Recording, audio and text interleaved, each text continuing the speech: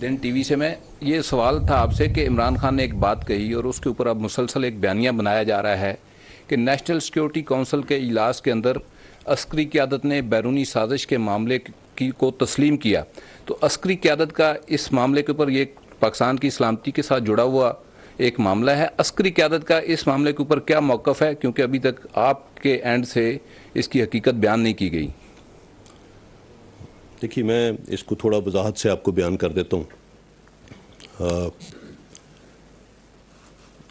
جہاں تک عسکری قیادت کا موقف ہے جو کہ اس نیشنل سیکیورٹی کونسل کی میٹنگ میں دیا گیا, جس میں chairman joint chief of staff committee, تمام سروسز چیف اور DGI بھی شامل تھے, وہ موقف اس میٹنگ میں بھرپور طریقے سے دے دیا گیا اور اس کے بعد اس میٹنگ کا ایک اعلامیہ جاری ہوا.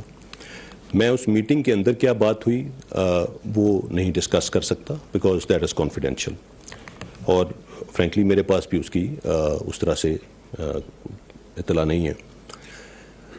جو اعلامیہ جاری ہوا اس اعلامیے کو آپ اگر دیکھیں تو وہ واضح طور پہ جو اس میٹنگ کے اندر کنکلوڈ کیا وہ اس معاہدے میں انکلوڈ, اس اعلامیے میں انکلوڈیڈ ہے.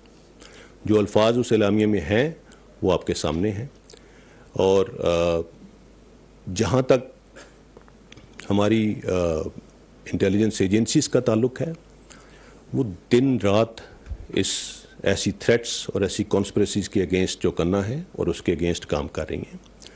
اور اگر کسی نے پاکستان کے خلاف کوئی بھی سازش کرنے کی کوشش کی تو انشاءاللہ اس کو کامیاب نہیں ہونے دیں گے, اور کسی نے پاکستان کی طرف میلی آنکھ سے دیکھا تو اس آنکھ کو نکال دیں گے.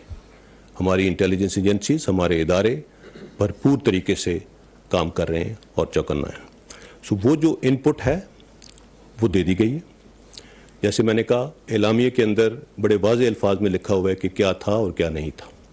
اس کے اوپر آپ واضح طور پہ دیکھ سکتے ہیں اگر کہیں ادھر کانسپریسی کا لفظ ہے کیا اس اعلامیے میں, میرا نہیں خیال.